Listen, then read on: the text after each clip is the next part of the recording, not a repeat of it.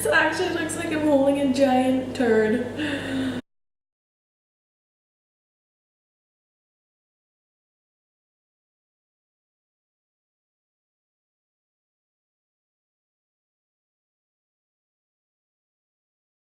It's Christmas! It's literally like a winter wonderland outside. It is so snowy all over the hills. It looks gorgeous and it's just like really put me in the mood for Christmas. So I'm gonna make some gingerbread man. This is my best gingerbread man recipe ever. They're gluten-free, dairy-free obviously. They are nut-free and they are refined sugar-free and sesame-free. So I feel like I've covered so many of the allergen groups that these cookies are probably, hopefully, gonna please the masses. So I'm just gonna get straight into it. First thing you're gonna do, take a big bowl and add all of your dry ingredients in. So what I've got is a half a cup of gluten-free oat flour, which is just oats blitzed up in a blender, a half a cup of tapioca starch, a half a cup of rice flour, a quarter cup of xylitol, which is a natural sweetener, half a teaspoon of baking powder. This is gluten-free baking powder, but if you're not gluten-free, I mean, you don't really have to follow these gluten-free steps. So then the next thing you're gonna do is add cinnamon and ginger and nutmeg, but I ran out of nutmeg, so I'm not gonna add that. But you just need just a tiny pinch. You don't want it to overpower. So I'm gonna go in with my cinnamon. So it's a teaspoon and a half, and then a teaspoon and a quarter of ginger. These are kind of generous. What you gonna do? Just means they're gonna be more flavorful. Okay, those are in.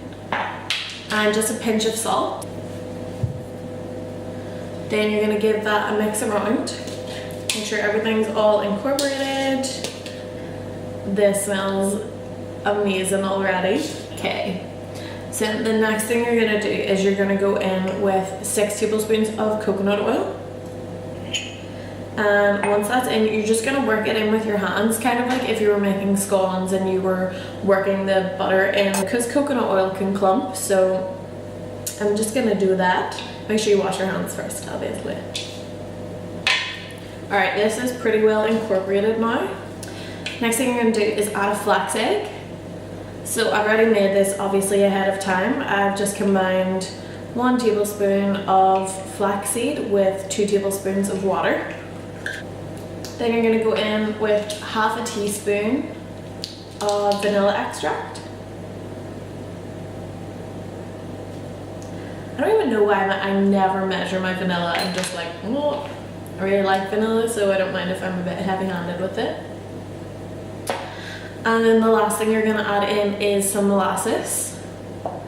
So I got some unsulfured molasses here. And molasses is actually really good for you. Who knew? So these cookies, here I go again. These cookies are really good for you.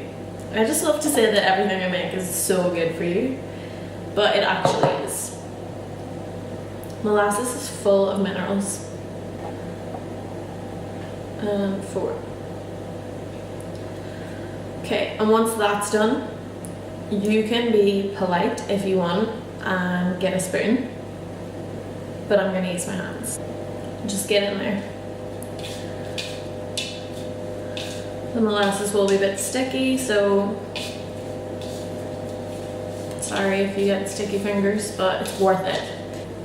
I've got my gingerbread dough, and what I like to do is take a silicone mat and I just roll it out onto the silicone mat for sheer ease. So I'm just gonna roll this out to probably about like 1/4 of an inch in thickness. So I've got my desired thickness now. I'm just gonna grab my baking sheets and my little gingerbread man. You can make whatever size you want, but these are like the perfect size because I made massive ones the first time I did this and it was dangerous. I had a lot of those. But if you eat ones this size and you eat like 3 of them, then you don't feel bad. But if you eat 3 ones that are like this size, you kind of feel bad. So what I was saying about having the silicone sheet is it's so easy to just peel the dough off. So you don't need to worry about like ending up with a drunk gingerbread man or whatever. So all you do is lift up the sheet and peel it right off. It's so easy. And pop it on the tray. And it's as easy as that. So I'm going to keep going with the rest of this and I'll come back to you. So if you've watched my chocolate tahini cookie recipe, my cookies and cream video, you will know that I love a good edible dough. This one is the same. There's no raw egg, nothing gingers in it. You can eat the dough as you go. Maybe be a little bit reserved. As long as you've got the amount that you set out to achieve. I wanted to get 18 out of mine. I got 18. I have some left over. Just eat it. Why not? It's so tasty. All my gingerbread men are done. After you cut them out, lay them out on the baking sheet, you're going to pop them in the fridge for 5 minutes just to harden up a little bit because they are quite a loose consistency. So you want to make sure that they harden up so they don't spread out too much when they're in the oven. Your oven is already preheated to 180 degrees at this stage, right? My first tray is already in the fridge. It's been in there for 5 minutes while I rolled out the second tray.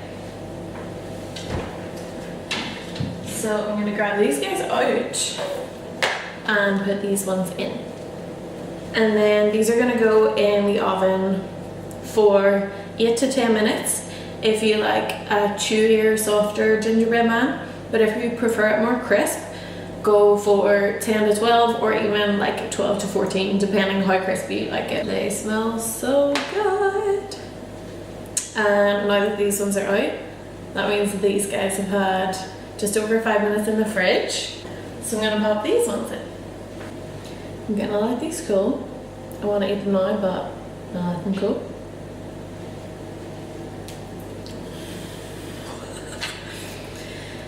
You know when you know you're gonna burn your mouth, but you just wanna eat it? Maybe I'll just have an arm.